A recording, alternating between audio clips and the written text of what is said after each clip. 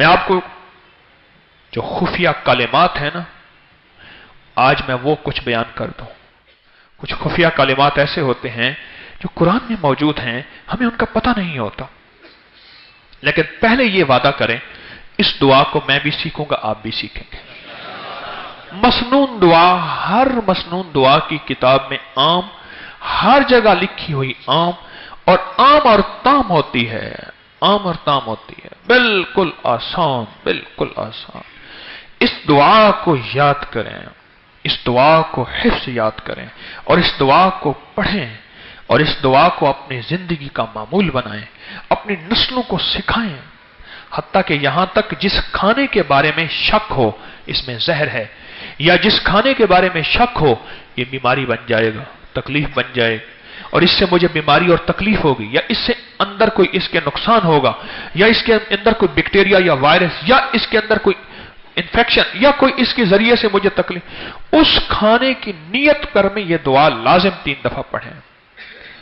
اعوذ بکلمات اللہ تامات من شر ما خلق. بس یہ چھوٹی سی دعا ہے. مولا تیری پناہ، تیری چھتری تیرے ان خفیہ کلمات سے جو تیرے علم میں ہے، تیری معلومات میں ہے، ان مبارک کلمات کی برکتیں چاہتا ہوں کہ مجھے مخلوق کے شر سے بچا دے. بیوی ہے تو شوہر، شوہر ہے تو بیوی. مولا اولاد میں نے بڑی آسوں امیدوں سے لی تھی، پر آج یہ مخلوق میرے لیے شر کا، ذلت کا اور گمراہی کا اور میری بے سکونی کا ذریعہ بن گئے. مولا مجھے اس کے شر سے بچا دے، اس کی خیروں کو میرے لیے مقدر فرما، مجھے اس کے شر سے بچا، شر سے بچا. انسان بڑی آسوں امیدوں کے ساتھ بعض سوسائٹیوں میں جاتا ہے.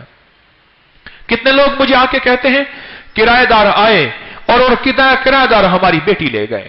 کتنے لوگ کہتے ہیں کرایہ دار آئے اور ہمارے بیٹے کو نشہ لگا دیا. کتنے لوگ کہتے ہیں کرایہ دار آئے اور گھر پہ قبضہ کر لیا. کتنے لوگ کہتے ہیں کہ کرایہ دار آئے اور مالکوں کا نقصان ہوا یا کرائے کا نقصان ہوا.